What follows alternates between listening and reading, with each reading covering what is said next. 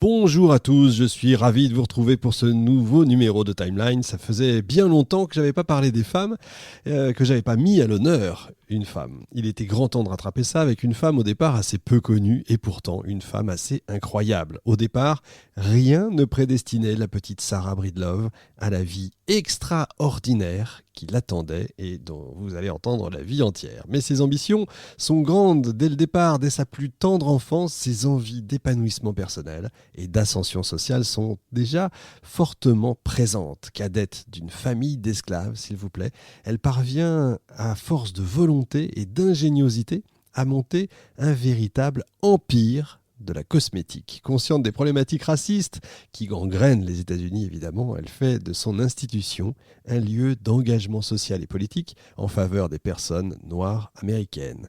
Maîtresse de l'image d'une nouvelle forme de beauté noire, elle va révolutionner le monde de la cosmétique à destination des personnes noires et s'élève au rang, tout simplement, de première femme d'affaires millionnaire noire américaine, s'il vous plaît. Madame C.J. Walker, c'est la nouvelle émission Timeline.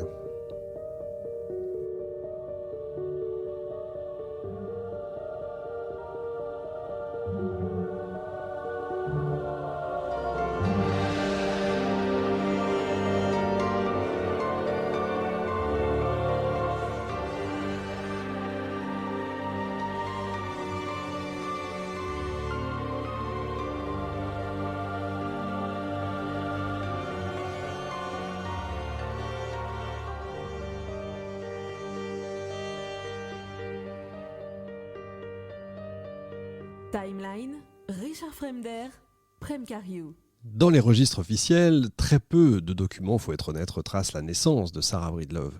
Les autorités de l'époque cachaient pas leur désintérêt face à la naissance d'une enfant d'esclave, vous l'imaginez bien.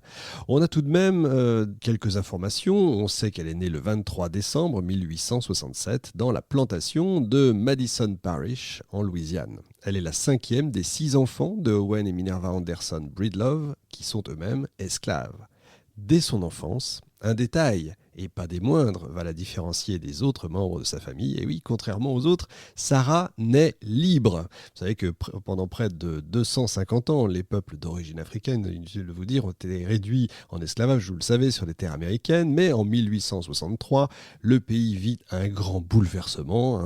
Je pense que tout le monde le sait, le président Abraham Lincoln signe la proclamation de l'émancipation et abolit officiellement l'esclavage dans le pays. Et ça va libérer près de 3,5 millions de personnes quand même. Et grâce à ça, eh bien, Sarah ne pâtit pas du même sort que ses parents et ses frères et sœurs, auparavant esclaves, forcément. Malgré tout, vous l'imaginez bien aussi, la vie n'est quand même pas si simple pour ces nouveaux hommes libres. Beaucoup de blancs refusent d'embaucher des noirs. En plus de ça, les banques ne prêtent pas d'argent à ces gens-là, ce qui les empêche évidemment d'acheter un terrain ou une maison, même de démarrer une entreprise. Tout ça est très compliqué. Les anciens esclaves sont loin d'être encouragés à apprendre de nouvelles compétences, hormis évidemment celles qui sont en lien avec le travail agricole ou manuel, ce qui ne va pas tellement changer leur vie finalement. Et ça amenuise d'autant leur chance de s'émanciper de leurs précédentes conditions.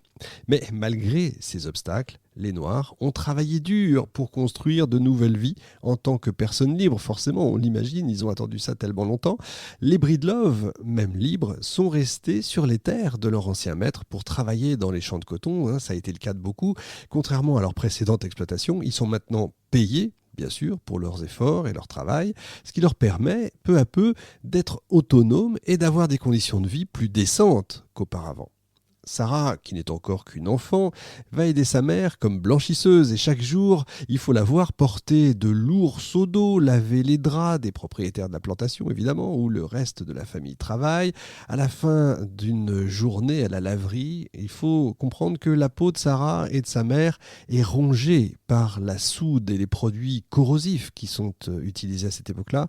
Leurs bras sont rougis, craquelés, forcément douloureux, mais malgré ces difficultés, les Breedlove sont unis et ils profitent ensemble, peu à peu, de leur nouvelle liberté. Malheureusement, c'est toujours le cas, enfin c'est souvent le cas dans ces formidables destinées. Un drame survient. L'année de ses 7 ans, la petite Sarah perd ses 2 parents. Les soins médicaux à l'époque sont inaccessibles pour les esclaves affranchis, il faut l'imaginer. Donc on n'a aucune cause de décès enregistrée. On peut imaginer, c'est probable, que les Breedlove aient succombé à une épidémie de fièvre jaune. Vous savez, les épidémies étaient fréquentes chez les habitants de la vallée marécageuse du Mississippi.